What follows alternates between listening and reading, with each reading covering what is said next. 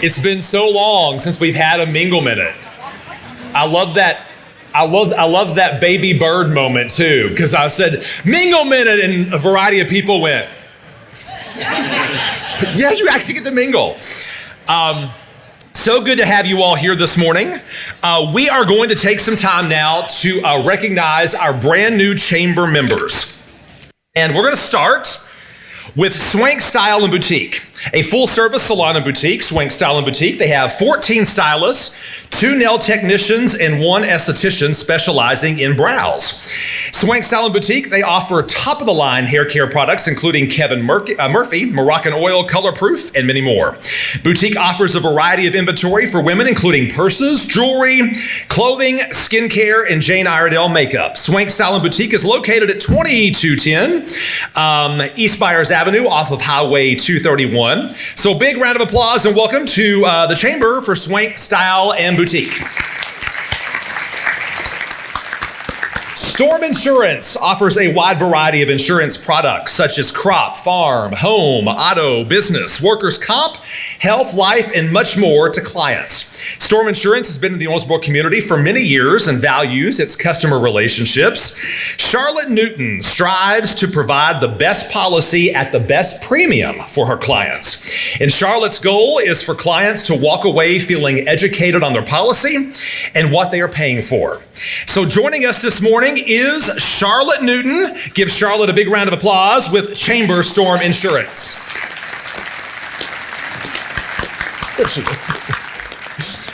Lincoln Heritage Council provides a youth program of character development and values-based leadership training, which helps young people be prepared for life. Here in the Owensboro area, the Great Meadows Territory has approximately 230 youth members and approximately 90 volunteers. Traditional scouting programs are operated by local chartering organizations which implement the scouting program for our youth. These units are led entirely by volunteers appointed by the chartering organization. So joining us this morning are Sarah Flowers and Jacob Wedding. So welcome to the Chamber, Lincoln Heritage Council, BSA.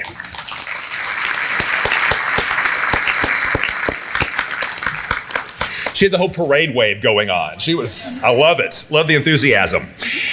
At Ace Hardware Marketplace, the helpful place, they proudly offer the Owensboro community quality products by well-known, trusted brands, a convenient shopping experience, and great prices on all things hardware. Joining us this morning are Heather Thurman and Chuck Brooks. Welcome to the Chamber, Ace Hardware Marketplace. Now notice Chuck's wave, on the other hand, was a study in opposites, right? He stood up. What up? And then sat down. Becca Bakes started with Becca doing what she loves, baking for a few close friends. Those friends begin to tell their friends, and those friends told their friends, and as they say, the rest is history. It's a longer story than that, but one thing has never changed. Everything that Becca bakes is baked as if she's doing it for her closest friend. Becca wants you to feel and taste that in everything you order from Becca Bakes. So joining us this morning, Becca Westerfield from Becca Bakes.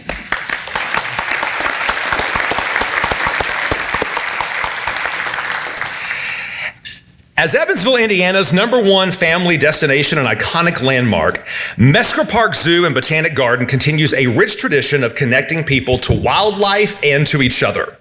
The zoo is situated on 45 scenic acres of rolling hills on Evansville's northwest side and is home to hundreds of animals from around the globe.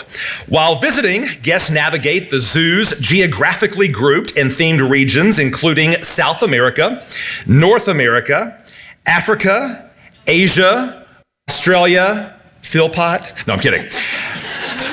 Throughout the zoo, thousands of exotic and regional botanic species adorn hillsides and animal exhibits. The zoo attracts tens of thousands of visitors each year to Evansville. So joining us this morning is Jennifer Evans from Mesker Park Zoo.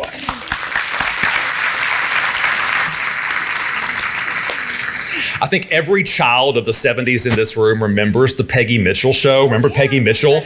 With the, you don't? Are you serious? My brother liked it. With the monkeys at the zoo, that was the best. Oh my gosh, I still remember that. Welcome to all of our brand new members. A big round of applause for all of them. So at this time, we are going to recognize and celebrate our Ambassador of the Month.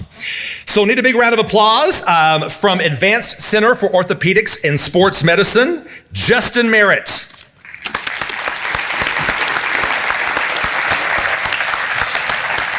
Come on, orthopedics, run. Justin's getting a $50 gift card. Oh my gosh, this is amazing. I would say I'd arm wrestle you before, but I'm not going to. Nico's Bakery, how about that? Right. Great job, Justin. Thanks a bunch, buddy. Thank you. And now we are going to give our monthly Valuable Recruiter Award. We're going to bring up Mark Calitri, of course, from Visit Owensboro. Where's Mark? There he is. And we'd like to present the Most Valuable Recruiter Award. Obviously, I'm going to give that to you, my friend. Thank you very much. Obviously, an honor that it's in recognition of outstanding efforts in creating an economic impact for Owensboro and Davis County.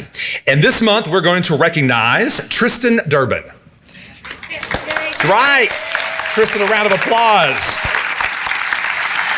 Tristan is our airport director at the Owensboro-Davis County Regional Airport and is receiving this award for his efforts in working to bring the Kentucky Aviation Association annual conference to Owensboro this fall.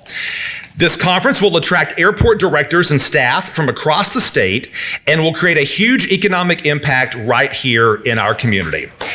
So thank you, Tristan, for your leadership.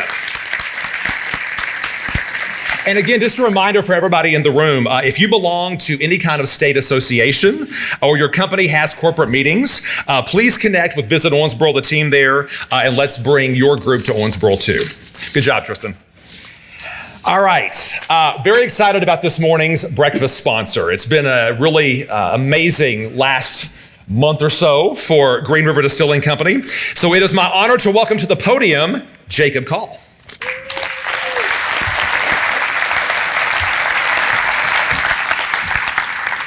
Thank you, Chad. Just want to thank the Chamber for allowing us to be a sponsor here today. Thank you, Candace, for all you do.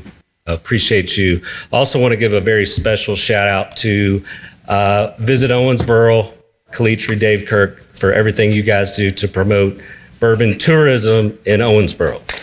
Thank you. Doing a great job.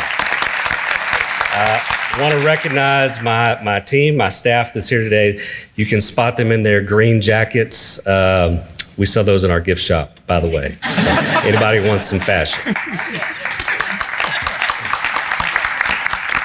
So as Chad mentioned, last month we launched our historic flagship Green River brand. And it's an important brand for not only the distillery, but also a very important brand for Owensboro. It was a brand that really put Owensboro at the center of the bourbon industry before Prohibition. Not a lot of people know that, and it's part of our job to help share that message. We've already launched in Kentucky. The brand is doing outstanding. A lot of great press, a lot of great reviews. I want to thank everybody for their support. We're actually heading down this afternoon to launch Green River in Nashville, in Tennessee, and getting ready to share our launch video with you guys now.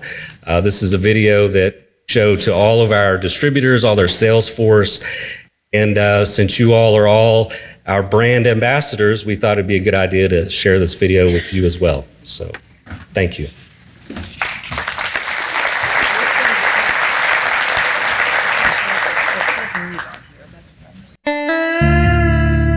$1885 might seem like the distant past, but in whiskey years, it seems like just yesterday.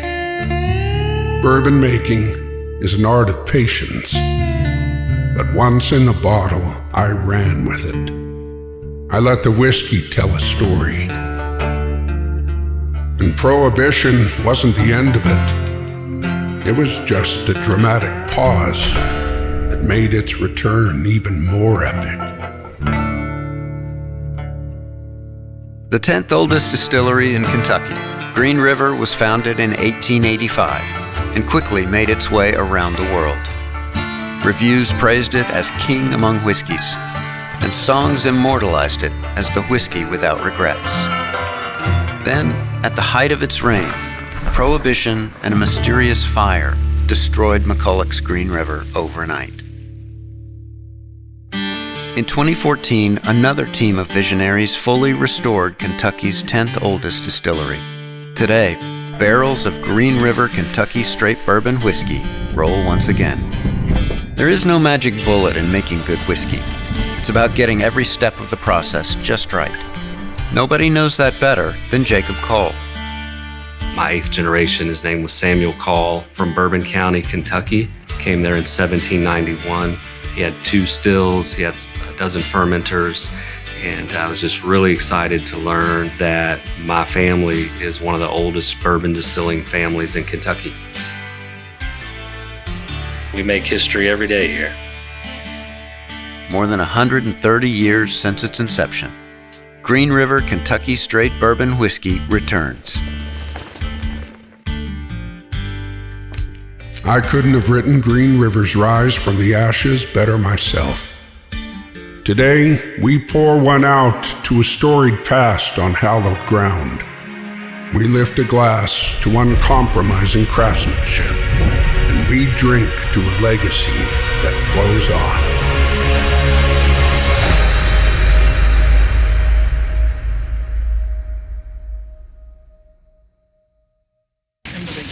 That's awesome.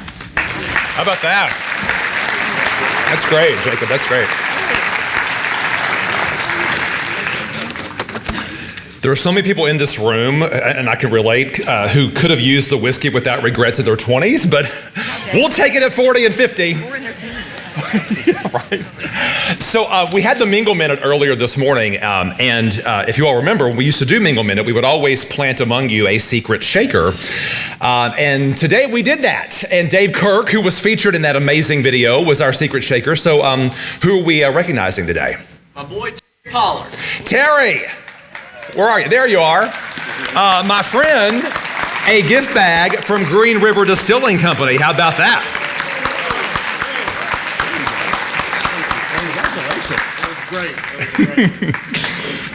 All right, it is time for our chamber update, and with that, of course, our president and CEO, Candace Brake. Chad. Good morning, everybody. Jacob, thank you again for that video. You know, if you were able to come to the launch party, it was such a sense of community pride to see not just this distillery come back to life, class, and Kathy, with what you've done, it's been amazing. Thank you so much for everything you do, and thanks for being on our board of directors too, Jacob. We're so proud to serve with you. So we have a lot of people here, special guests here today that I'd like to recognize. And when we introduce you, you can wave and we'll just clap for all of you at the end.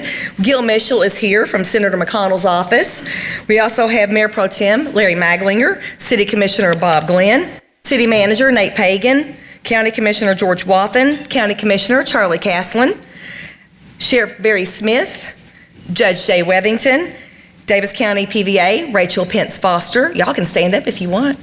Jailer Art Maglinger. Coroner Jeff Jones. Welcome, Jeff. Good to see you today.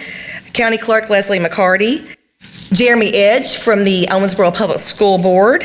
And today we also have another special guest, Lindsay Seibert. She's president of Upper Right Marketing, and that does a lot of the distillery trails marketing. And she's here with Shelley Nichols' husband, Clayton, who works in this line. And Clayton, thank you for bringing Lindsay here. Lindsay, thank you. We're so glad you're here today. Welcome to Owensboro's Rooster Booster. And last, I'd like to introduce, and y'all are going to stand, a group from Brescia University. They are business people. It's a mentoring program. So this is their first time here at Rooster Booster. We want to welcome you here. Thanks for being here, and we'll give everybody a round of applause.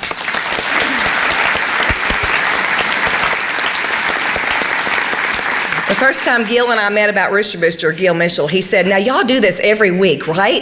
I'm like, Gil, come on, man. Anyway, appreciate that shout out. Belief. Okay, so we got a lot going on. We're going to skip back to this just a little later. Leadership Owensboro is April the 14th. We have Justice Day, where we'll go through the criminal justice system and have a half a day with the judicial piece, the police, and then end the day at the jail. will come back. Okay, and ribbon cuttings, the skin therapist, we're going to have a ribbon cutting on April the 14th, that same day, and Home Instead has their ribbon cutting on April the 22nd. Go Pitch. This is the Shark Tank, the local Shark Tank. Jamie Johnson is here from our local Small Business Association office. She, just so you all know, she outperformed every other small business development center in the state of Kentucky. So, Jamie, glad to have you here. Thanks for bringing the Shark Tank back. We appreciate you all. And also, y'all are not clapping at all today. Come on now. Yes. So you can still attend the pitch competition. If you have the QR codes at your table, you can scan those. And also, May 5th is the date. It's going to be at the Bluegrass Museum. And that's just a way to celebrate entrepreneurship in our community. We know that entrepreneurship and innovation are the cornerstones of our economic developments, and we got to continue to support that. Member renewals. At your table on the Chamber Matters, you have a list of member renewals. We ask that y'all look through those and remember to always do business with people who are investing in our community first, because those are the folks that believe not just in themselves and their own success, but they believe in our community and where we're moving. And I want to thank Big Rivers. They've been such a great sponsor for us. It's so good to be welcoming them into the downtown, and also thanks for sponsoring our coffee. Our local candidates forum, there are a lot of local elections. The primaries are full this year, the Republican primaries. So we've decided this year to have a local candidates forum during the primary season, and that will be at City Hall at 5 p.m. We are sponsoring that with the Davis County Farm Bureau and with the Neighborhood Alliance programs. And Farm Bureau and the Alliance programs will be working on questions with us and submitting issues and topics. A chamber membership, we're meeting with the Advocacy Committee on April the 12th, and they will also be building questions and coming up with issues that they would like for us to cover. We really appreciate y'all being there, but we will have it filmed and it'll be on our YouTube channel. It will not be on Facebook Live. Red, White, and Blue is sponsored by Big Rivers. Again, thank you, Big Rivers. That will be another one that's going to be special edition. We're going to have 2 of those this year. This will be on May the 14th at the Davis County Courthouse on the courthouse lawn at 10 a.m. And that's also the barbecue weekend. What's it called now? Barbecue block party. Barbecue block party, and we'll be on the courthouse block. So come see us there. It's going to be important to come out and to see the candidates that are running. We have a lot of really important elections on the ballot. So, it's one of those things. If you don't participate, don't complain and be an armchair quarterback come January next year, right? So lastly, we'd like to talk about the session. You all know we work a lot with the General Assembly session, and I'm going to go back to our community priority cards with my handy-dandy technology savvy clicker. So this year, we've had a lot of success thanks to our delegation and thanks to just local efforts. Right now, 425, it's our home rule bill. That's the bill that allows local communities around the state to have a say in what we do. Right now in Owensboro, we can only do occupational tax, insurance premium tax, property tax on the local government level. So we've been advocating in Frankfort to allow communities like Owensboro and Davis County Fiscal Court to be able to determine how we tax ourselves instead of having Frankfort tell us what we can do, and we have to go up and beg for money for projects when we ourselves are sending money to Frankfort. 425, it's passed the House, and we hope that it passes the Senate. This will still be a constitutional amendment that the voters get to decide on, but it's just one more step in us being able to do that. We received this week all-day kindergarten. We are getting all-day kindergarten, which is huge. So we've been blessed with boards of education who are very forward-thinking, and our community has had that for quite some time. But our superintendents came to us a couple of months ago, and they said if we can get that funding restored, then they can use the money they were using for all-day kindergarten and fund preschool for every child in Davis County. So thanks to our superintendents, we're so proud of you. To our great boards of ed. Okay, so also, another thing, 54. Okay, start construction on 54 to Jack Hinton Road. Guess what? That's happening this year. Yes, it's something we've been working on for a long time. And then I-69, that's got more money allocated to this time, as well as something else with tax reform, okay? Tax reform bill has passed. We were advocating very hard to take out professional services tax. That's been done, and then they still were including taxes on financial advisors. That has been taken out too. So we're very excited that we were able to fight that and get that taken out. Tax reform will probably pass, and that's going to take our personal income tax down by a point, and there's going to be revenue captured where the more revenue that the state brings in, the lower the personal income tax comes in. And that's just an ability for us to be able to compete with other states like Tennessee that does not have income tax. And lastly, I'm going to bring up our advocacy chair and former board chair and current board member, Bart Darrell, for our special announcement.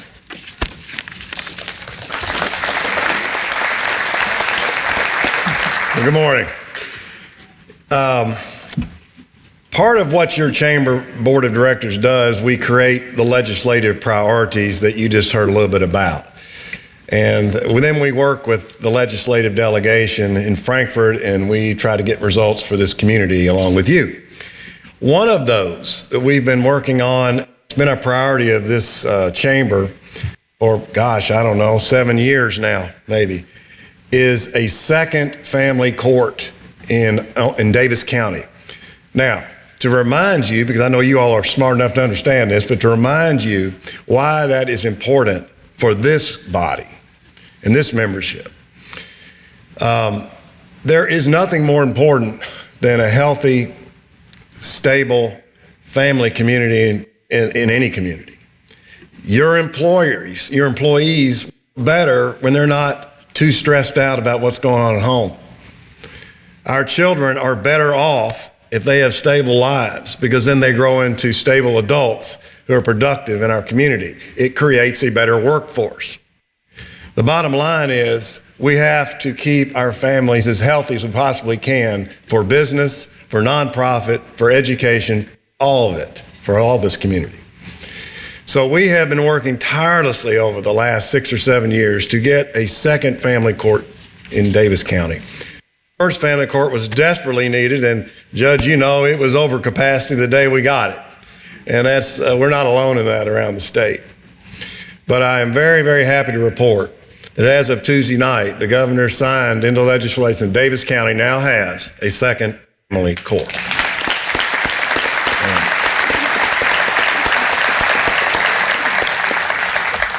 There are a number of people that need to be thanked that are responsible for this, and I'm going to mention a few.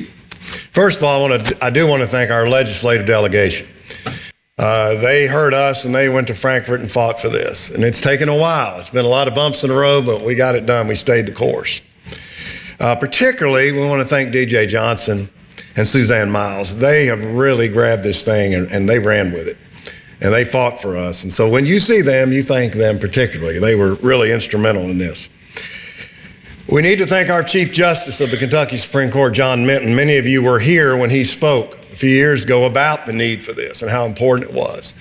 And he championed this for us. So if you run into the Chief Justice who is retiring, please thank him for Davis County, because this is really, really a big deal for us. We do need to thank obviously the Davis County Bar Association. They have been critical. Without them, we wouldn't be talking about this right now. That's for certain. And I also want to thank the chamber members of the advocacy committee and the board going back about 7 years, because again, these things don't happen overnight. As you've heard of all these priorities that we have to fight for them. We have to stay the course. We can't get bored. We can't get discouraged. We have to keep working, and they did that. So all of those folks need to be thanked. And she doesn't want to hear this, but she's going to. We need to thank our chamber president, Candace Brake.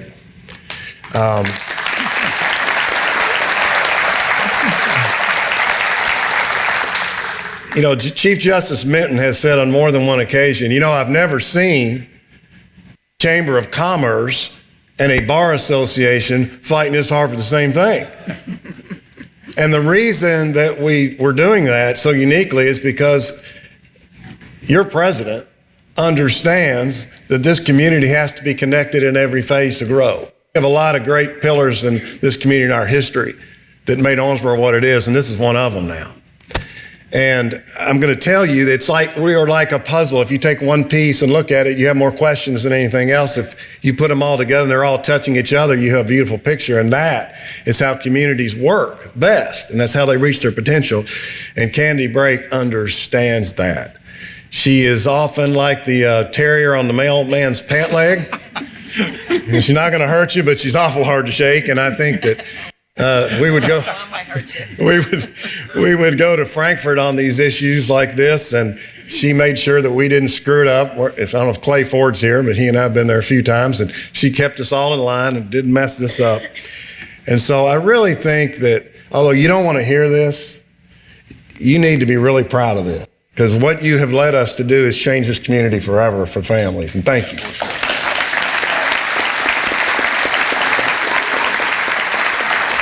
And then finally, I just want to say thank you to you, because this is your chamber. And without every single one of you as a member, and without every single one of you sitting in this room today, I can promise you this wouldn't have happened, because they saw the volume of support for this. And they saw how it really mattered to us, and they understood that we got the point that a healthy civic community is what wins. And they saw that we understood that family matters and children matter. And above all of our priorities, yes, it's good for business. Yes, it's good for our institutions. Yes, it's good for our nonprofits. But above all, I think worrying about children and families is the right thing to keep us up at 3 o'clock in the morning. And that's what we were doing. So I just want to say thank you. It's a great day for Owensboro, and we got a great road ahead for us for families and children. Thank you very much. Thanks, Bart. Hey, Kinsey, if we could get a new name tag for Candace that says Terrier on the mailman's pant leg, that'd be great. No carrier. No, yeah. All right, so you can't go wrong with the breakfast that's themed around distilling, right? And we have a great featured speaker for you this morning. And to make that formal introduction, we're going to bring up our board chair, Brenda Clayton.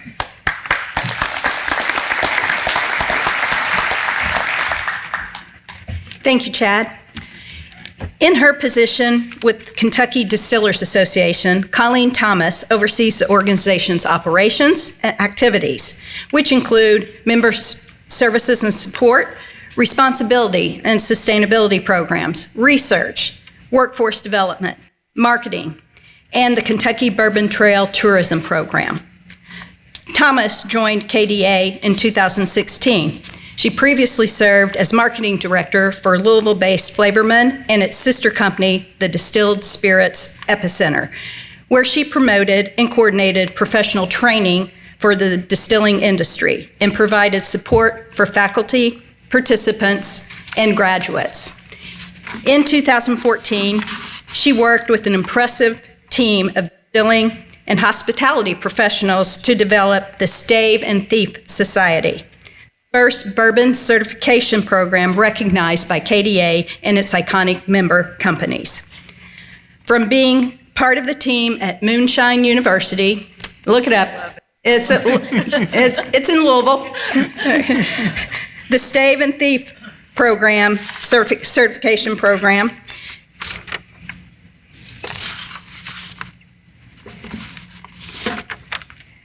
Moonshine University, developed the Stave and Certification Program.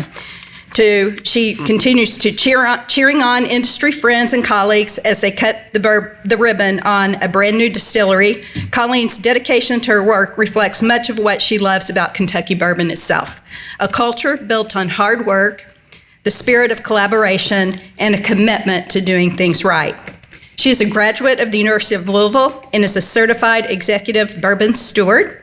Colleen lives in Louisville with her husband and 7 children. Please join me to welcome Colleen Thomas.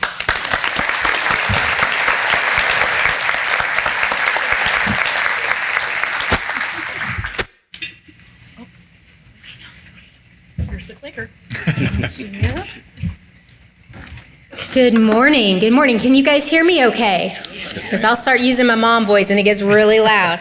Got my timer here to keep me on. I'm going to stay on Of course, here. Thank you. Thank you so much it is an absolute honor to be here today to get to talk to you about bourbon. Thank you to the Chamber. Thank you, Green River, one of our heritage members here in Owensboro. Just to revisit, it's delicious. You've got to get yourself some of this bourbon. I work in bourbon, so I find myself distinctly qualified to tell you and recommend this product to you. Research is a big part of my job. I am the Vice President of Operations for the Kentucky Distillers Association. Kentucky Distillers Association has been around since 1880, when a group of distillers got together at the Galt House up in Louisville, Kentucky, and realized they could get more done by working together than by standing apart. So 142 years ago, they were fighting unfair taxes, and 142 years later, we're doing the same thing. Our mission for 142 years is passionately, responsibly promote, protect, and elevate Kentucky's signature bourbon and distilled spirits industry. How do we do that? We unite the industry. This is an incredibly collaborative group of companies that come together for the greater good of our distilled spirits industry here in Kentucky. KDA has 50 members, which represents 65 operating distilleries across the Commonwealth. So this is including one right down the street, securing our western corridor on hallowed bourbon ground, Green River. Here's a quick map just to give you an idea of where these actually exist across the state. So you can see we do have quite a concentration right there in the middle of the state. Our membership levels are based on bourbon inventories, annual bourbon inventories. So heritage members, which are a lot of the iconic brands that you'll recognize, including Green River, you got to have 50,000 barrels or more. Our largest group by far is the craft membership. There are all kinds of emerging craft distilleries across Kentucky. And when I worked at Moonshine University, we had I saw hundreds and hundreds of entrepreneurs coming in from all over the world to open a distillery. I'm going to tell you right now, I know enough about opening a distillery to know I will never open a distillery. Blood, sweat, and tears. I'm sure these guys can tell you, and these little mom and pop guys who are opening these things will tell you it is a labor of absolute passion and love to get through all this. So it is the second highest regulated industry in America, so that's fun. We've got our proof level members. We've got a few right in there. It's a sweet spot. They generally have between 10,000 and 50,000 barrels. Our craft guys are defined by our membership as having less than 10,000 barrels in inventory. And then we've got our educational member, Moonshine University. Like she said, we welcome people from all over the world to come to Kentucky to learn from a faculty that is the best of the best right here in Kentucky. We also have an industry level partnership. We've got 27 members there. These are businesses and organizations that are not engaged in manufacturing alcohol. However, they are adjacent to that business. A lot of supply chain companies. We've got manufacturing companies. You can see Vendome, which produces about 95% of the distilling equipment in the United States, who are just located right down the downtown Louisville. We've got Independence Stave, Big Cooper, and others, Malt Europe. So what's really great about having this diverse membership is that we are able to bring all these perspectives to the table and collaborate in ways that we really haven't been able to do before, bringing these industry partners in. So that's been really good for us. All right, let's get into the good news. Kentucky produces 95% of the world's bourbon. I want to repeat that because I want it to sink in. 95% of the global supply of bourbon is produced right here in Kentucky. So if you stick with, right? Yes. So stick with me for a second and do some quick math. You've really come up with 100% of bourbon worth drinking produced right here in Kentucky, right? We are a $9 billion economic engine for this state. We've got more than 22,500 good-paying jobs. 1,300 of those are right here in Davis County. I think that deserves an applause. Now, we also tax distilling higher than all the large industries in the Commonwealth. So you're going to hear me saying taxes and parity a lot in this presentation, so we can hashtag that later.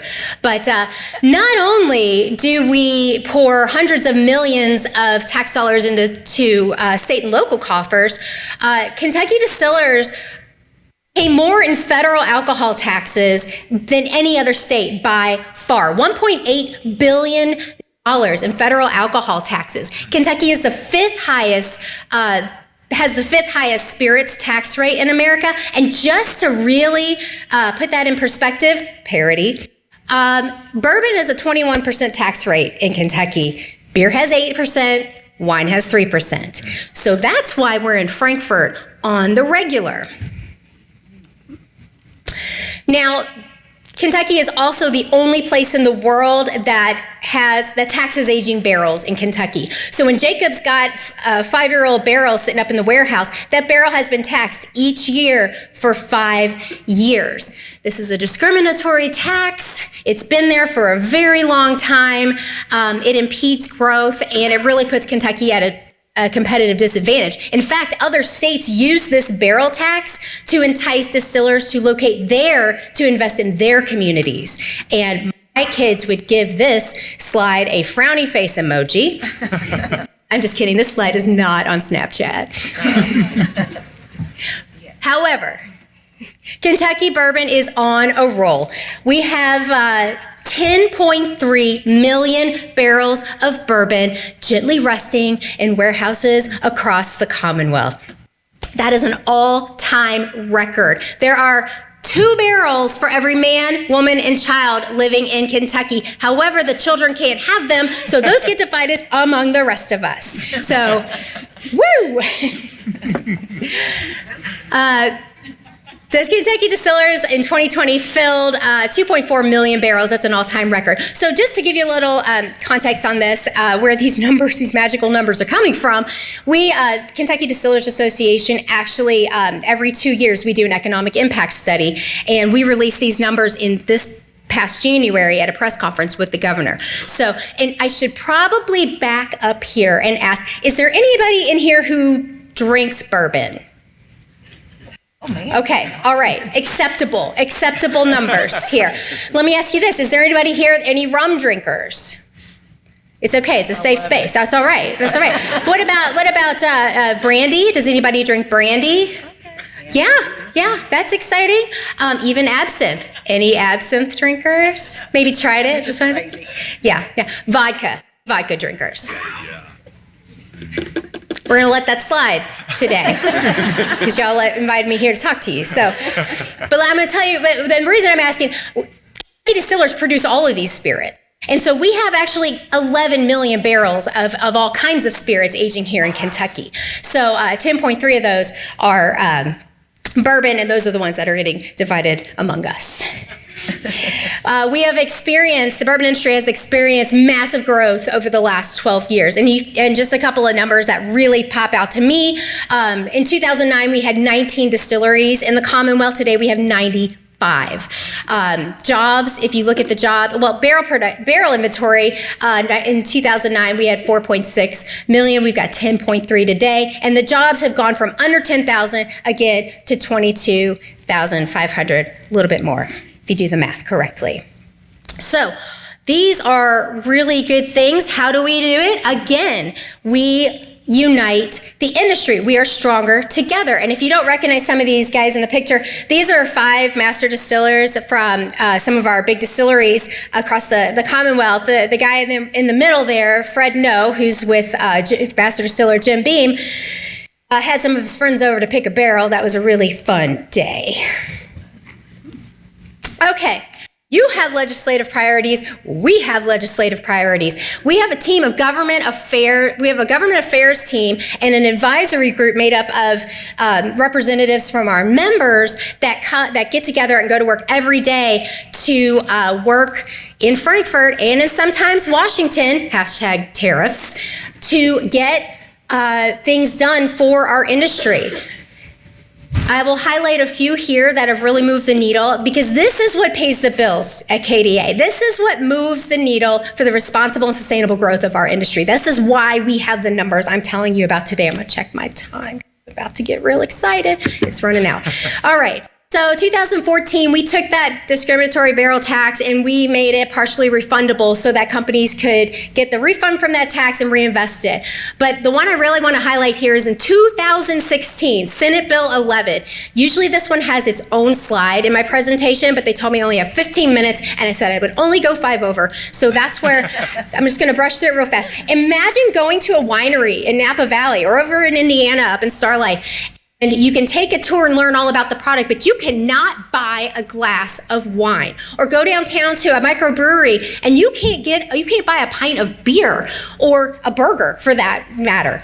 That is what the distilling tourism was. That was what bourbon tourism was before this bill in 2016. You could go there, you could get your tour, you could have a total of 1 ounce of samples, which generally were like 4 quarter-ounce pours to sample so that they could tell you a little bit about their product. You buy your bottle, you buy your t-shirt, and you were on your way. An hour, 90 minutes. Senate Bill 11 opened up tourism. It revolutionized bourbon tourism in Kentucky and therefore revolutionizing tourism in Kentucky. And by allowing distilleries to enhance their visitor experience, they can sell cocktails. They can have cocktail classes. They can do all kinds of things to show the visitor, here is how you use my product. Here are really fun things for you to learn. Spend the afternoon with us and we'll just celebrate together. And that changed everything. This bill is magical. It is sparkly. I put sparkles on the slide. It was huge. We had distilleries in the middle of building, in the middle of construction when this bill passed that changed their architectural plans to expand their tourism experience. In 2020 and 2021, we worked on direct-to-consumer shipping, so Kentucky can now ship spirits across state lines. We can ship within Kentucky, we can ship it to reciprocal states. There's only about 12 of those right now, but as KDA does work with other states like California and New York with their guilds and their legislators to help them craft legislation so they can open their borders and this commerce can start, because that's gonna open the floodgates.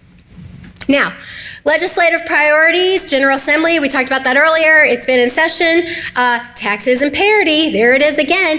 And then the ABC, the Kentucky ABC, tapped us on the shoulder last year and said, hey, you know those private barrel selections your distilleries do? You know where like you go to your store and you walk in and they have their own private barrel selection that they did with Green River down the street, and it's really delicious and everybody loves to collect those. Yeah, those aren't exactly codified in statute, so technically they're illegal. So if you guys could fix that in the General Assembly, that'd be great. We'll do that. We can't let those go away. So, success. We got it signed on Tuesday. HB 500, private barrel legislation. We do need sexier names for these bills. They do such great things for us. They do, so it does legalize the private barrel selection process, holler, but it also allows distilleries to sell exclusive bottles in their gift shop. So when a customer comes and they say, what can I get here that I can't get anywhere else? The distillery now can go, you could get this bottle. And that's fantastic because it promotes visitation and revisits from visitors. Also, this is a big one. Distilleries with a retail visitor center can open a satellite tasting room off-site somewhere in the state, and that is fantastic. So now we're basically doubling the visitor experiences that they can have for the Kentucky bourbon tourists. This is really big. Distillers and retailers can now sell bottles at fairs and festivals. Before, distillers could only sell by the drink. And barrel-aged cocktails, if you ever go to a restaurant or a bar and they have to put all the cocktail ingredients in a barrel and let it age and like mingle with the juices in there and then, kind of dispense from there. Not exactly legal before. They are now. Alcohol is supposed to be able to dispense from its original package. We fixed that in this bill, so we're on a roll. And so am I, y'all. I'm just like, all right, I'm going to speed it up. Tourism. Kentucky Distillers Association started the Kentucky Bourbon Trail in 1999, and in 2012, we started the Kentucky Bourbon Trail Craft Tour, and that was the first of its kind. The map looks a lot like our member maps. Most of our members, there's 41 stops on the Kentucky Bourbon Trail and craft tour experiences. And as you can see, once again, Western Kentucky, the corridor down here is manned by on Green River Distillery on hallowed ground, just a mile down the river, welcoming our Western guests and our Northern guests, which is really exciting for us. We are continuing to rebound from COVID, aren't we all? And we had a fantastic year last year. Since 2016, we have our Kentucky Bourbon Trail distilleries have given over 1 million tours each year. Now that was down to COVID due to closures and things like that. But last year, some of the larger distilleries actually took advantage of the time and enhanced their visitor experience. So they were closed for a bit of the time. And when the big guys were closed, people went to our craft guys, and our craft distilleries had their biggest year ever, giving over 600,000 tours last year. So we are really excited about all of that. I'm going to show you some numbers real quick just to let you know about tourism. We've commissioned a study just to find out who are these people who are coming here and what is it that what do they think about, what are their attitudes, what do they spend, that kind of thing. So what we found is the bourbon tourist has a higher household income than the average Kentucky tourist, and they travel in packs, and they 75% stay overnight, and they spend between $400 and $1,200 in our local communities. And what was really extraordinary, and even the people who did this study were like, we've never seen this before. What was really exciting was that Kentucky Bourbon Trail has a 91% brand recognition, and 99% of people are likely to recommend a distillery tour to their friends and family, which is huge. And what's really crazy, and I'm about to blow your hair back, this study was done in 2016, before the magical Senate Bill 11 bill passed, and you couldn't buy a cocktail in a distillery. So we're actually getting the study ready to do again, and it's gonna be unbelievable. We're really excited to see who these people are and how many of them are coming, how much money they're spending right here in our communities. So in order to keep this growth growing, responsibly grow, and sustainably grow, Kentucky Distillers Association has partnered. We've established a coalition called the Kentucky Spirits Collaborative. Kentucky gets that a lot in my job. And basically, we've come together with the representatives from higher education here in Louisville, universities and colleges, to, we call it Bourbon 2100. What does our industry look like in the year 2100? We're focused on research. We're focused on responsibility, because as the priest at my kid's school says, to whom much is given, much will be expected, and that is true. We're on a roll here, but we need to be the leaders when it comes to responsibility and creating a better drinking culture across, not just in Kentucky, but for everyone who enjoys our spirits here. Workforce development, that is a big thing going on right now. Y'all probably would know about that. And educational program development at these colleges and universities. So when somebody somewhere in the world says, I want to get into the distilling industry, they have to come to Kentucky to go to school, and then we can retain that talent here for ourselves. Okay, this is not my joke. I would like to think that I am not old enough for this joke, but surely there must be some bad news. Well, of course. Supply chain issues. Anybody got those going on? Got glass shortage, barrel shortage, malted barley shortage. Anybody turning away well-qualified candidates that are just dying to come to work for you? You guys just turning them away? Yeah, where are they, right? We're having those issues as well. Grain prices due to the war in Ukraine, the breadbasket of the world, that's gonna hurt.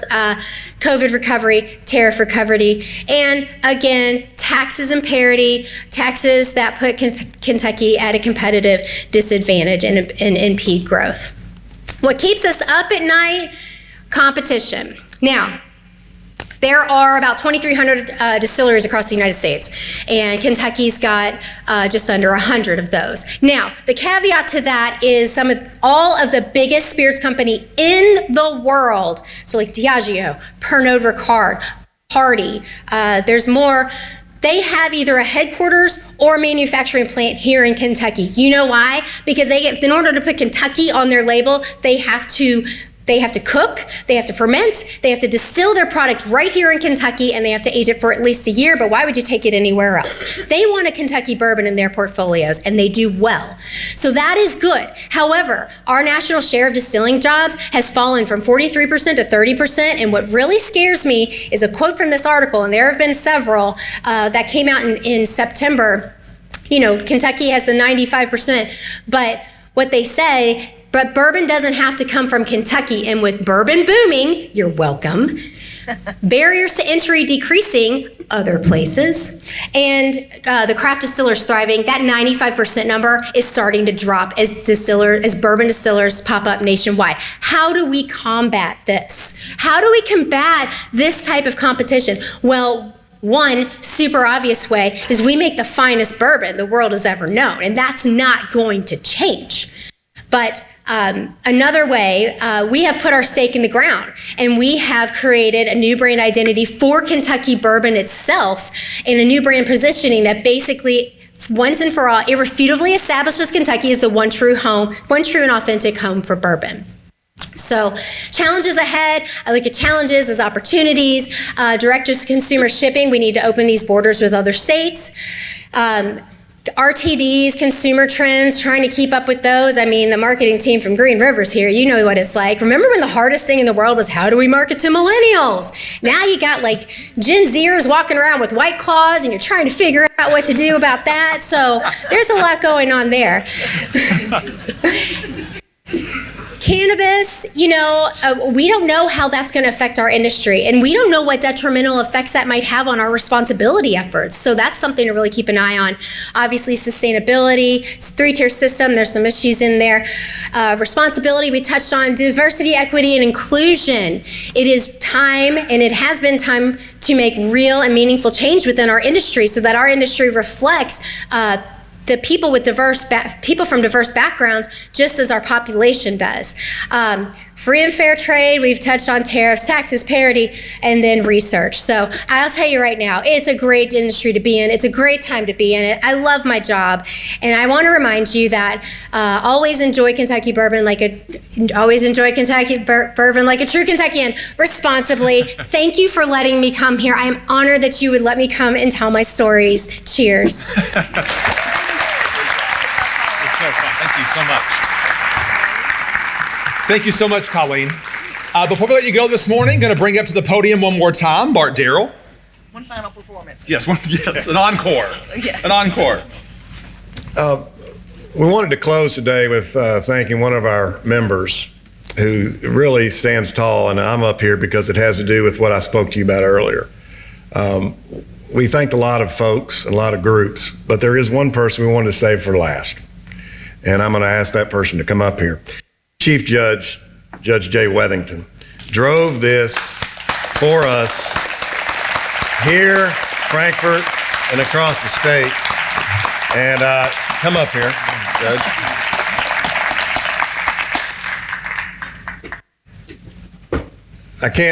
There's no way I could ever measure, because I don't know what he does all day when he's not doing justice, but he spent hours and hours and hours on this for us. And it would be unfair not to recognize him separately. As important as everybody else is, I can assure you we would not be talking about this today if it wasn't for the great Judge Jay Wethington. If you want to say a couple of words, I appreciate it. I have one thing to say to thank this chamber. Because of this chamber, your voice was heard across the Commonwealth. There are few communities that have a strong chamber like Owensboro. And Frankfort heard you, Paducah heard you, Hodgenville heard you, Henderson heard you because of this hard work of this chamber. Thank you very much.